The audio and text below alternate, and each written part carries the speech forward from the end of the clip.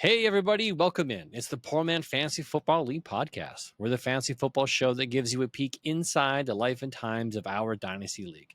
I'm your host, Mike. With me, as always, is my friend Andrew. And tonight we have a special guest, Donny, our reigning commander-in-chief, commissioner of this league. No longer reigning champion, because that's me. It is Wednesday night, February 19th. We're going to be doing a divisional breakdown with Donny. That's why he's here. And let's not belay this any longer. Guys, how you doing? Starting with Andrew. Doing well, thank you. How about yourself? I'm cold. I'm wearing my Lions toque for those that can't see because it is cold. I'm in the basement for some reason. I just can't get warm. Hopefully I'm not getting sick. But today it started off at minus 24, minus 35 with the wind chill. It progressively got warmer to minus 25 with the wind chill, minus 18, and it is continuing to get warmer to a high of plus 3 tomorrow. So for all those people that suffer from barometric pressure changes, they're in for a beatdown tomorrow. Yeah, they're going to get... I just hope the roads don't get all gross and slushy and cause us issues. Oh, it will. It will. For those in the U.S., You doing the conversion? I'm trying to, like, right now it's minus 17. So I'm just going to do a quick conversion here. Minus 17. Donny, what's the temp there? Where are you at? I just put on a shirt for the podcast, dude. It's 65. Gee. So right now, if you were in Edmonton, it's 1.4 degrees. Okay, so Donny says it's 65 degrees where he is. That's 18 degrees Celsius. 18 degrees Celsius. Yeah, and minus 17, which is what it is outside here in Edmonton, is 1.4. 1.4 Fahrenheit is what it here. Yes. Now, tomorrow afternoon, it will be 37 degrees Fahrenheit. Nice. Yeah. Yeah, oh, nice. Yeah, that's way better than what it is. I'm going to be able to walk around in a t-shirt. Yes. Those that are brave enough can rock shorts. Like tomorrow should be an absolutely beautiful day. You saw me at the Super Bowl last year, Mike. It was about that. It's a short, I was yeah. shorts and a t-shirt. It's great. I'm looking forward to tomorrow as long as the temperature makes it up to that point. It's been a long cold snap, and I'm done with it. I've got some guys that are supposed to be. We've been postponing outside work. But yeah, they got to get out on top of a 40-foot pole to put up some cameras. Yeah, that's a good way to end your career. All right. So Donny, you come to us all the way from Bakersfield, California. Obviously, Yes. It's much, much warmer there. How are you guys doing? You weren't impacted by the fires at all, were you? No, I was not. All right. And how is California doing the recovery? We don't get much news up here about it. You know what? It's kind of out of the news cycle now. But Is I mean, they're just doing cleanup now, and everybody's just trying to get back to normal. I drove down south 2 weeks ago and didn't have any issues. I'll be driving back to LA Saturday. Okay. And going into a little different part, closer to the actual greater Los Angeles. So we'll see how it is then. All right. Yeah. I'm curious. Being kind of like a world away, it feels like, but still close to home because we suffer from a lot of forest fires practically every summer and never in a highly populated area like what California went through or Los Angeles went through. Yeah, that was wild. Our closest thing last year was, or maybe the year before, was Jasper. Jasper was pretty devastating, but that was a small community. Yeah, like 40% of the town went up. So, yeah. We're going to talk today a little bit about what is this division? The NFC West. It's your division. Your Rams, the Seahawks, the Cardinals, and whatever happened to the 49ers. We're going to talk about that today. Before we do, let's get to some news. Andrew, what do you got for us? Well, you threw in a few things here, but the franchise tag window apparently is now open. So as of yesterday, guys are getting screwed over by their teams as they That's are every year. What it means. Yep. So you're going to see some probably big name guys get handcuffed by their team to try and save some money. Hopefully They don't go too crazy with it. To me, it's, you know what? Lock up an offensive lineman, defensive lineman, whatever. Don't rip off the stars of the team. And then we got coming up here, the scouting combine starts next week, February 27th of the 2nd. And then shortly after that, we got free agency opens. You have a list here. I don't know what that. Yeah, that's just, if we want to check out the list, that's just currently all the guys that will be available on free agency if they don't re-up or anything. So as of today, there's the list. Okay. So yeah, you can check in the doc list or the show docs if you wanted to see that. I saw a very interesting thing about 4 hours ago. This was posted on the Score. Miami Hurricanes quarterback Cam Ward has come out to say he doesn't know if he's going to participate and throw at the combine, which I think is going to hurt him in his draft capital. But he also made a comment to all of the teams. He said he will remember any team that does not draft him, like that passes on him, because they will have to face him at some point in time in the season, and he will take it out on them if they don't draft him. If he doesn't go number one, he's going to be an upset boy. Oh, go figure. So we'll see. I love the posturing in that, but yes. I don't think it hurts his draft stock if he doesn't throw. I think it's stupid not to throw. Yeah. But because if you're in the bubble, if you're in the bubble of 1, 2, or 3, and you want to go number one, go throw your ass off. Gamble it. Because there's a defensive lineman that's ahead of you. But if you go and you ball out and throw bombs like crazy with pinpoint accuracy, that might bump you into the number one. Yeah, but maybe he doesn't want to go that early to a team that's going to be that bad. He doesn't want to go to the Tennessee Titans? There is that. You're right. But I don't think he wants to go to the Giants either. No, yeah. But that's where he's slated to go. But that's kind of like how it works. You go to the teams that have a position open, that have an early draft pick. Yeah. Yeah, you're right. So it was very, very interesting to read that little article. A little bit cocky, I thought, but again, some of these superstar guys are a little bit out there with their fingernails painted and their colored hairs and all that kind of stuff from the past. They're not in it for the love of the game. They're in it for the money. For the celebrity status, yeah. Do you guys think that the recency bias of how good Jaden Daniels did will have them leaning towards more of a mobile quarterback? Yes. Yeah. I think the unintelligent general managers might bite and say we need some of that. You can just look at what happened to the Giants last year. Was it the head coach or the general manager's son saying, screw that, sign Barkley and draft Jaden Daniels? Yeah. And that blew up in their face. Yeah.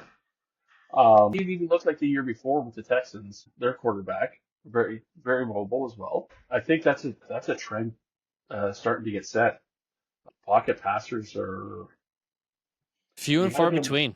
Yeah, you gotta be mobile to get away from some of these defensive linemen. So, or you're gonna get your head kicked in. We've seen that with some of the quarterbacks too that aren't so mobile. They get their head kicked in, and Purdy is an example of it. Matthew Stafford, Joe Burrow. Yeah. Joe Burrow is probably the best example of it. Hurt, 3 of the 4 years, 3 of the 5 years that he's played, basically, he's missed most of the season because of injuries, because he's not mobile enough.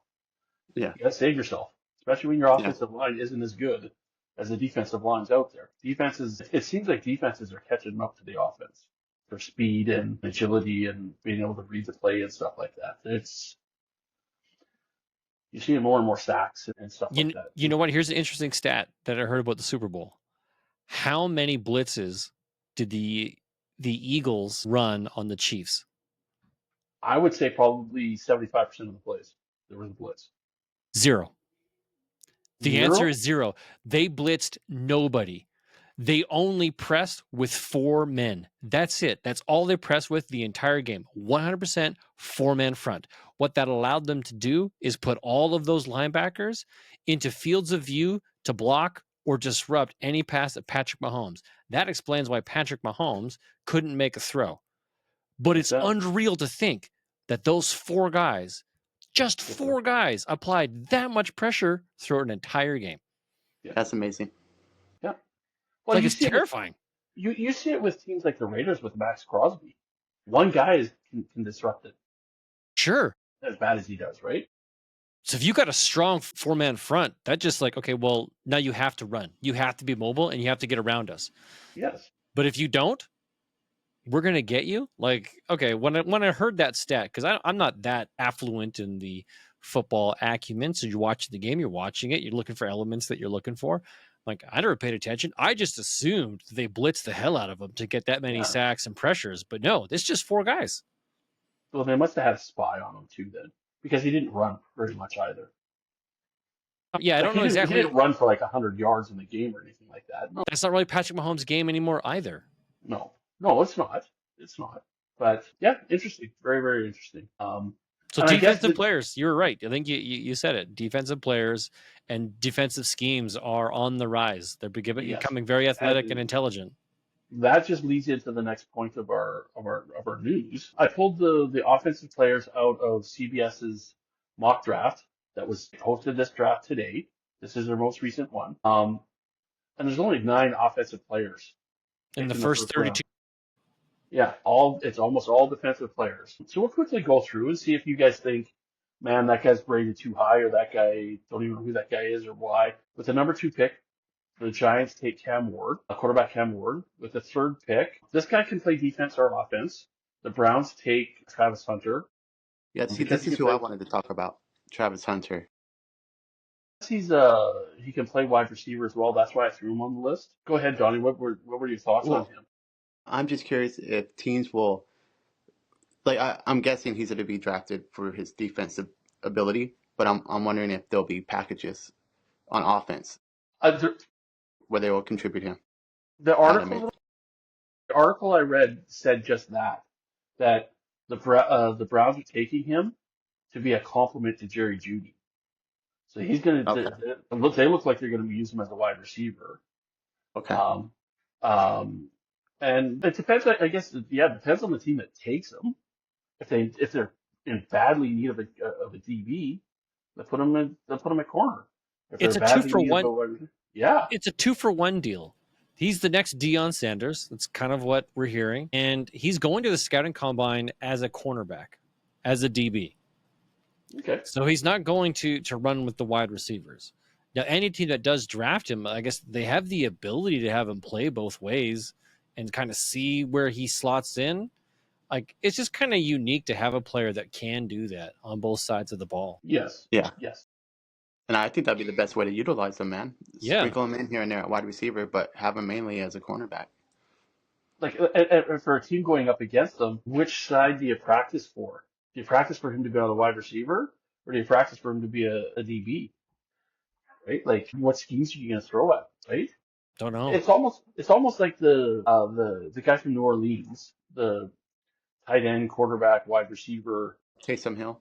Taysom Hill, right? Like, how do you scheme for that? What that guy's going to do? I mean, he doesn't have the skill anywhere near what Travis Hunter has, but he is that threat that when he steps onto the field, what position is he going to take?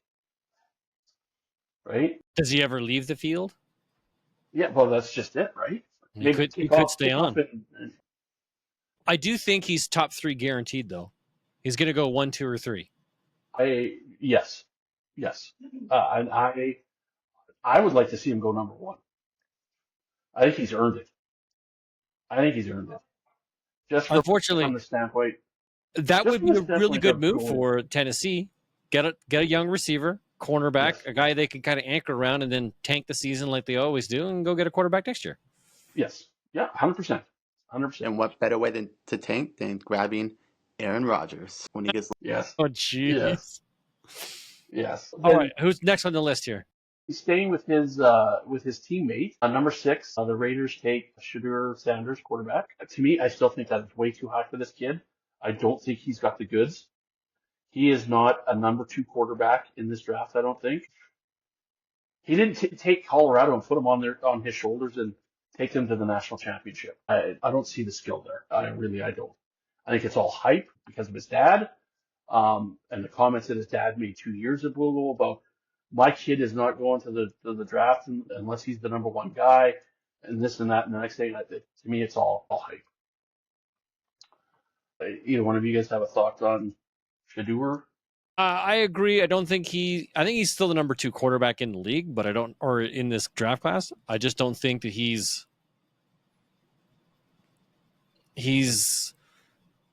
like, if you need a quarterback, they're going to draft. Yeah, I don't know if he's going to translate. I think he's all hype. So I think, to me, like, he's going to be an absolute whiff. And looking at several sources of how they're ranking the overall, regardless of position and need, here's what the ranks are for players going into the draft. And right now, everybody has this kid, Abdul Carter from Penn State, essentially number 1. Yeah, the DB or the lineman? The edge, the edge rusher. Edge rusher, yeah. So that kid's number 1 essentially everywhere. The top 5 seem to like move around a little bit because Michigan has 2 guys in the top 5 averaging, with Will Johnson, cornerback, Mason Graham, lineman, Tyler Warren, also from Michigan. He's a tight end. And then Travis Hunter's in it. But Cam Ward and Shedeur Sanders are not even in the top 10. Yeah. But we see this all the time when Raiders desperately need a quarterback. So yes, they reach. It's available like they should. They'll reach, and they'll probably end up screwing them.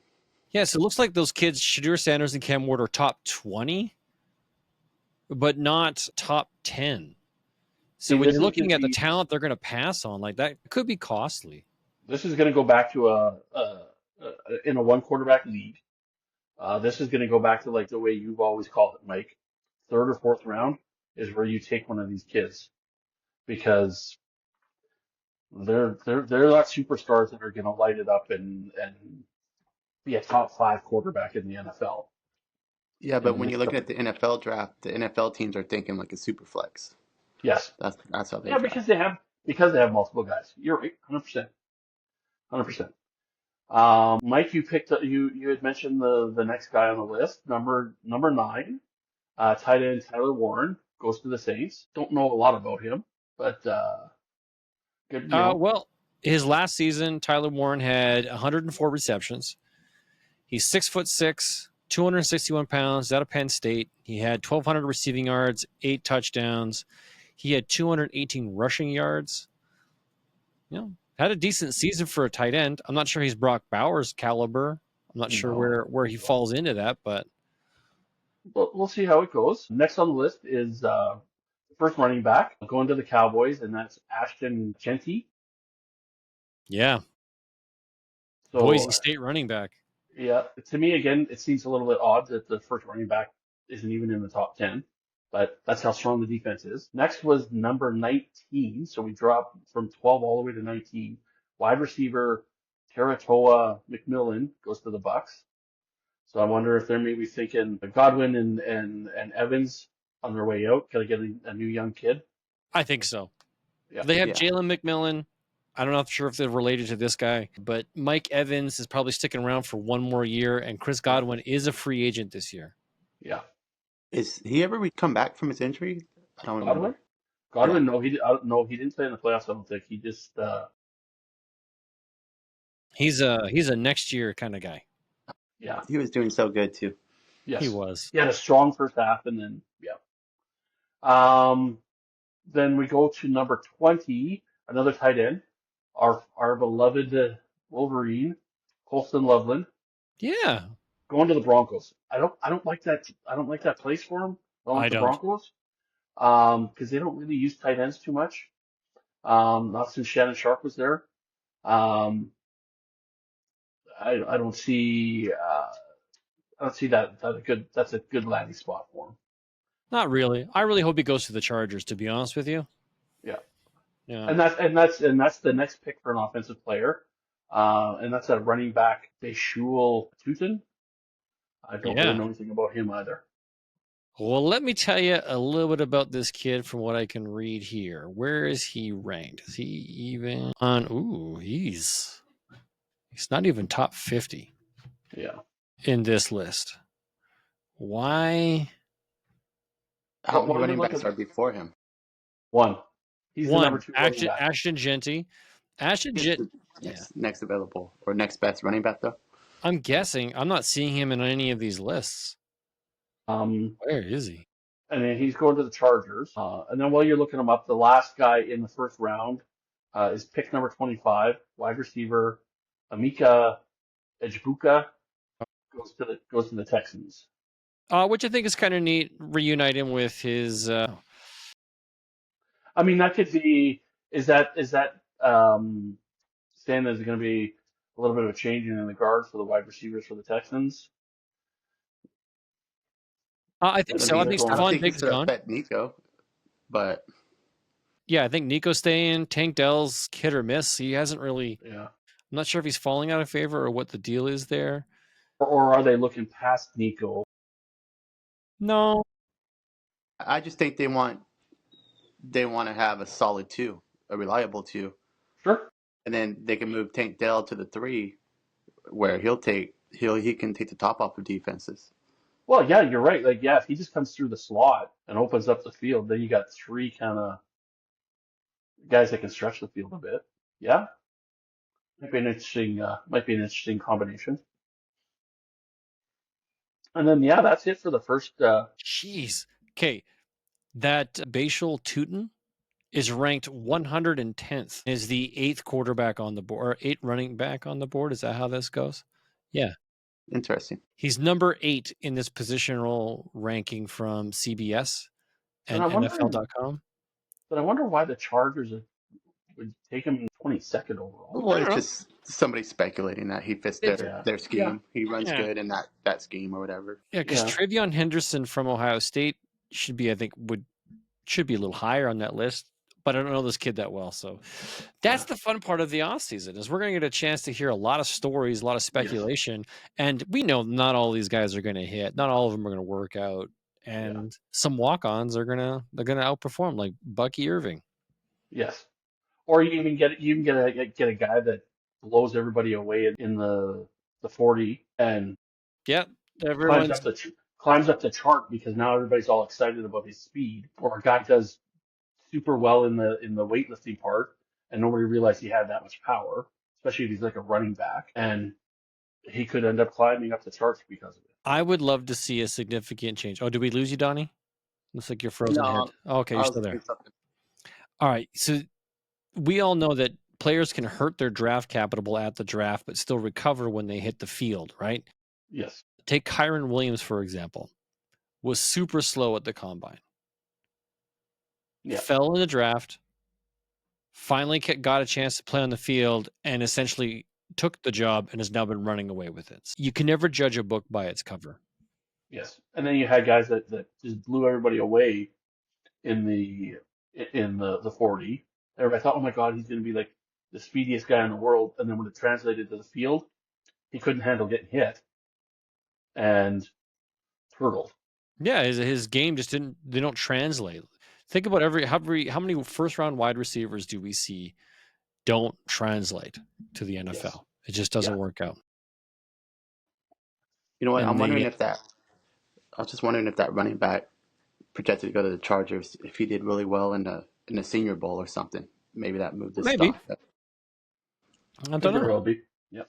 Or maybe he knows Harbaugh or somebody, and they're thinking perfect fit for the team. Well, with that aside and the speculation yet to come from all of these rookies, let's divert our attention to the NFC West. And for those at home, that's the 49ers, the Rams, the Seahawks, and the Arizona Cardinals. So last summer, back in August sometime, let's say, we 3 got together and decided to do a bit of a prediction of what we thought the season was going to look like. And we compared that to what we thought the Vegas odds were going to be.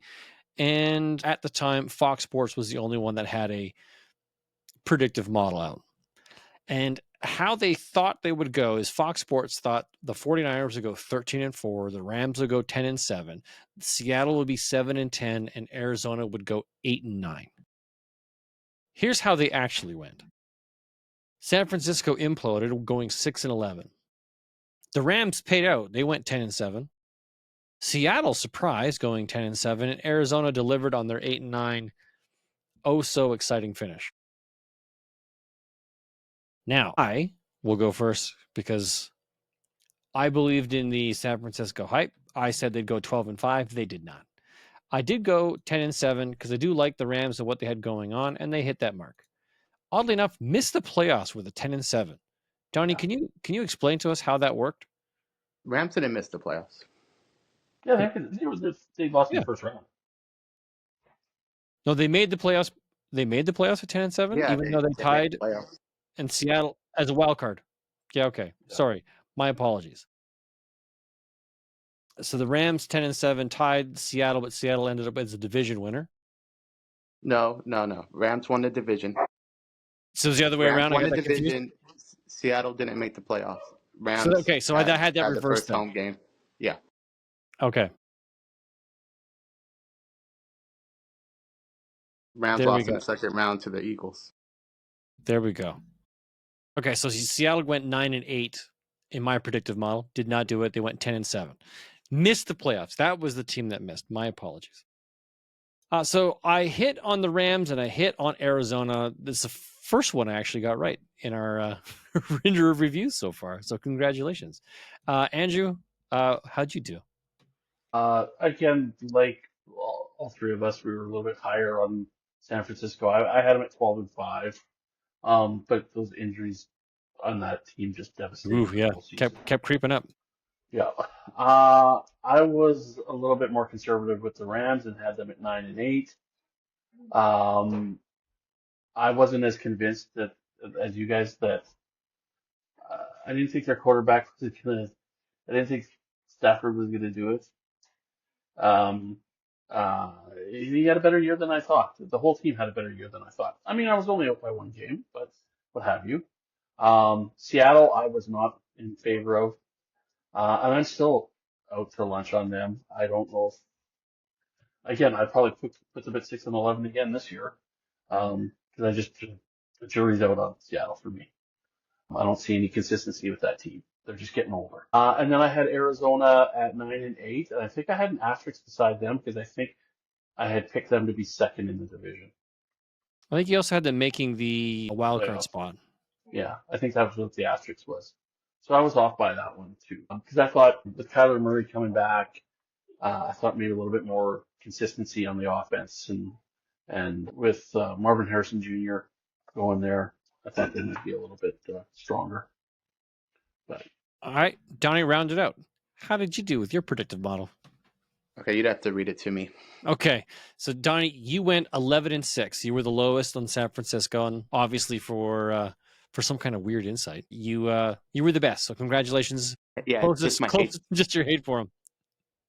Yeah. Okay, you were bang on for the Rams. You went 10-7 for the Rams. You went 9-8 for Seattle, so you were right there with me. And Arizona, you went 8-9, which is bang on. So congratulations, you went 50-50. All right. Now we're going to do our best fantasy lineup from this division. So quarterback, running back, wide receiver, tight end, and flex. So we unanimously all picked Kyler as the best quarterback, and he ended up being with 342 points. So we all got that one. See, that's the weird thing that it didn't translate to the rest of the team. No, it did not. He had a decent season, but the team just didn't show up. Yeah. We did pick unanimously, all of us, CMC as the running back. That did not happen. He did miss essentially the entire season. Yeah. Kyren Williams, though, at 250 points. So decent season from Kyren. Yes, that a great season for him. Mm-hmm. Yeah. Wide receiver, we all picked Puka Nacua. Unfortunately, he did not make the list, nor did he make the flex position. But JSN, Jackson Smith-Njigba, out of nowhere, finishes the season. Yeah, finishes at 202. Out of all of the options, Puka had a slow start due to injury. Cooper Kupp was non-existent. DK Metcalf was nowhere to be found. Debo, Brandon Ayuk. Like, of all the options, JSN was the one that rose to the surface. And you know what? I think that's going to put a resurgence on his fantasy value going into the next season. His value will climb big time because of it. Yeah, he's young. I don't know that he'll be able to replicate that. that'll be difficult again. Yeah, we'll see. He's got a new offensive coordinator. Anything's possible there. Tight end. Donnie, you and I picked Trey McBride. Andrew, you picked George Kittle. It looked like it was going to be George Kittle with the type of season he was having, but unfortunately, he did not outpace long-term McBride, who got one touchdown at the end of the season.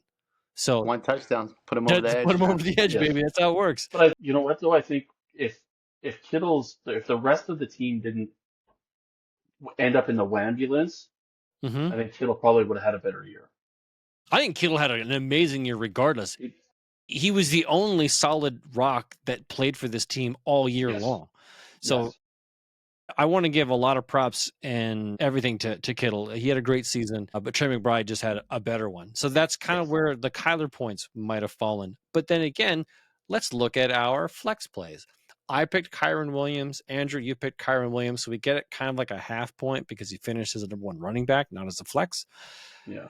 Donnie, you picked Marvin Harrison Jr. Yeah, I went on a limb. You did. You took a shot. It didn't work out. You know what? It's all of the hype for him. Put him in that flex spot. Like, he had a great rookie season. He just didn't live up to all of the hype that we were expecting from him. And he could have a sophomore breakout. Yes, we have been spoiled, but again, he could have a sophomore breakout.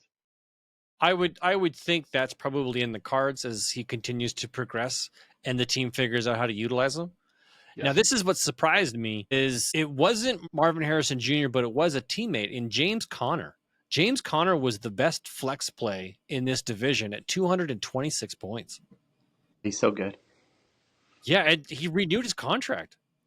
And you know me, Mike, I have not been on that bandwagon his whole career. I thought he was done once he left Pittsburgh. Yeah, again, maybe another resurgence in a guy's career that I hope, fingers crossed, he's got one more year left. One more year. It's crazy how late he went in redrafts, and he was so good. Such a great value. Yeah, so congratulations to us. Kyler Murray and Trey McBride were the only hits that we got.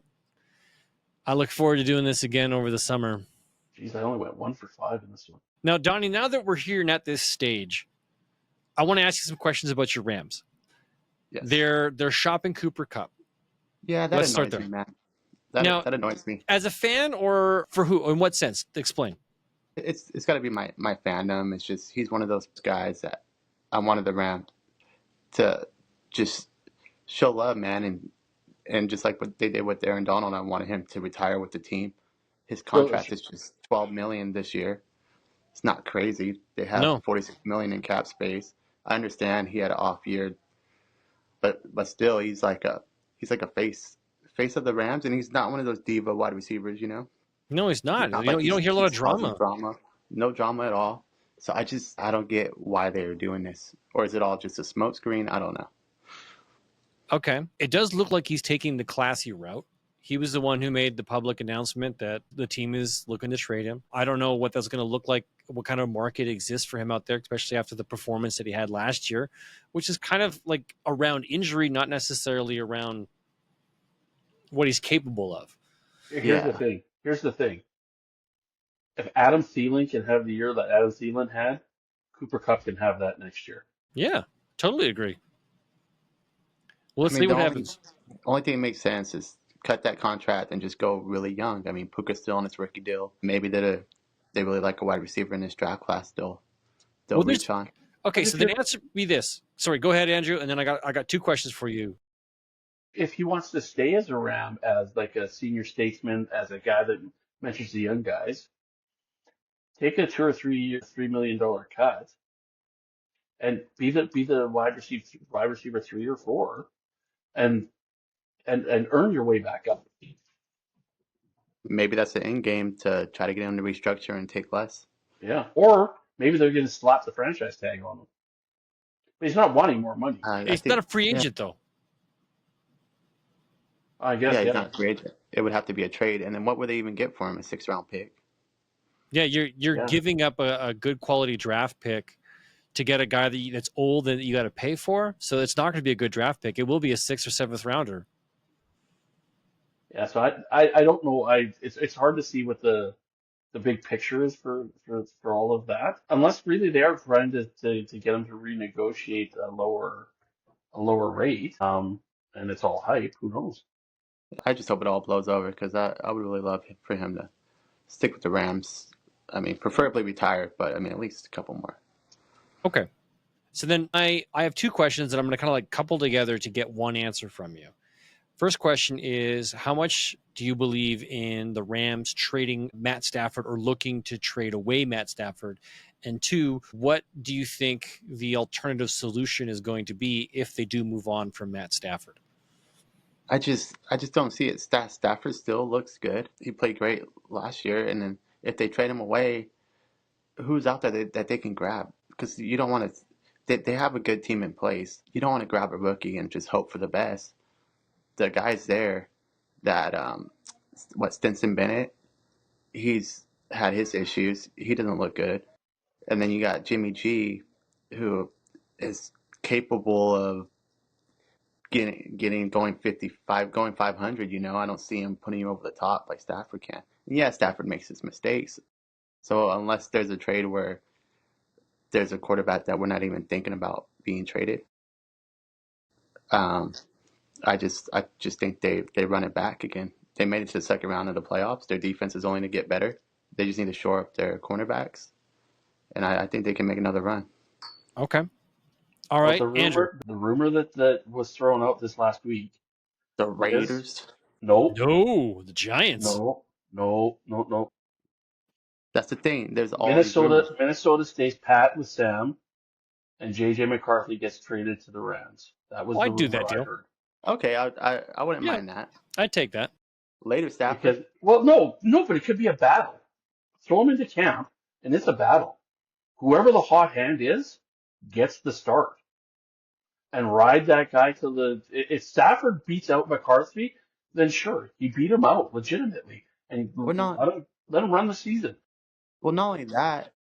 If McCarthy wins it, let him run it out and have Stafford kind of sit in the background saying, hey, you know what? I coached this kid. I mentored this kid into the next great quarterback. Well, I think it'd be the other way around where it's not a battle. It would be JJ sitting behind Stafford because I don't see Stafford going the Aaron Rodgers route and be like, oh, I'm not helping him. I think he'll want to mold him and want to help him. He just Oh, seems like 100%. that kind of guy. Yeah. And we all know Stafford. His health hasn't been the greatest. Yes. So He's got a bad back. But that's why I say, like, if McCarthy truly beats him out for the starting role, then it's hey, you know what? Step back, mentor the kid, like you said, teach him what he needs to learn to be another great quarterback in the league. So I think that would be a great fit. But what would the Rams have to give up to get McCarthy? first and Cooper Kupp. Okay, deal. Go. I'd do it. Yeah, Puka and McCarthy teaming up, that might be an interesting combination. Could be a lot of fun, actually. I heard that rumor in going into the playoffs, but I think Sam Darnold ruined that because Sam Darnold couldn't play in the playoffs. Had he won a playoff game, like really won, and like showed that like this is a guy that could really like make this work, I think they probably would have re-upped with him and would have been shopping JJ McCarthy. Because there was rumors that when the Rams and the Vikings played, that at that point there could have been a trade happening by the end of that night. Yeah, that was that regular season game you're talking Regular about. season game, right around the playoff trade deadline. The Rams were like, hey, maybe we move on from Stafford, we bring in, but they both kept winning. So neither team wanted to budge. If the Rams had lost a couple and the Vikings kept winning, then I think that trade would have happened. Because the Rams kept winning, they're like, all right, well, let's just keep rolling with what we got. Let's not make a change. Let's see how far we can go with this. And now the end of the season's over, and it sounds like the Vikings are going to let Sam Darnold go test free agency. I imagine he's going to go kick the tires over there in Rams land and see what's going on. That'll be interesting. Personally, I think I'd rather have Stafford over Donald, yeah. But I mean, I get Donald still. He's a lot younger and a lot healthier. Maybe they think they could fix his problems with his playoff mechanics. Avoiding the blitz, man. I guess Yeah. the See, Rams have just pressured that's him, and another he good. couldn't do. That's just another guy that's not mobile. So you either have to have a Yeah, wicked offensive line to block for you, or that kid gets his head kicked in, just like when he was with the Jets. I think that's what saved him in Minnesota so much this year was that they had a way better offensive line that protected his butt. Okay. Another rumor that I've heard regarding Matt Stafford was traded to the Giants, but the Rams want that number 3 pick in exchange. I don't see how that works, but that was one rumor. The one I heard today is that the Jets might make a play for Stafford. Now they're going to move on from Aaron Rodgers. They got to find a quarterback to fill in. They know they're not going to bring Sam Darnold back. That's just a suicide mission. He's not coming back to that city. That doesn't leave a lot of guys left out on free agency to bring in to rebuild around or at least bridge the gap. So what do? Well, maybe they make a play for Kirk Cousins, Matt Stafford, one of those type of aging out quarterbacks. Yeah, but do you want to take on the Achilles guy, another Achilles guy that's old again, and just have just a replay of last season? As long as it's not Aaron Rodgers, yes, I would take a shot because you need to do something different. Even if it fails, you're going to put yourself in a position to try and do something the year after, if that's what your intent is. Yeah. It's Just trade for Deshaun Watson, dude. Can't. He's going to miss he's going to miss all of next year. Oh, yeah. Forgot about his Achilles. Yeah, he tore it again. He's second time. And because he tore it again, like this is where they go after every guy that's got an Achilles issue. Line them all up one year after another. Go to the Jets.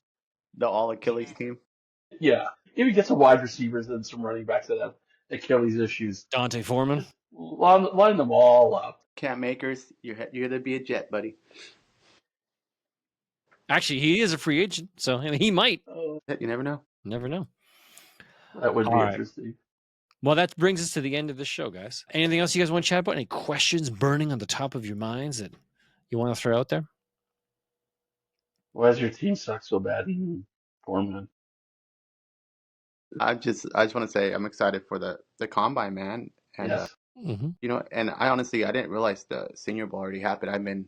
I tuned out fantasy as soon as the end of the year, so I need to start getting back into it and doing my research. So I'm gonna look into that. Yeah, the combine has kind of come up. It crept up on us real quick. It did. Yes. It seemed last year. It seemed it was a lot longer after the Super Bowl. It did feel like it was a long time away. Like there was a giant gap, but I think we just filled it in with regular life. We had good things going on, like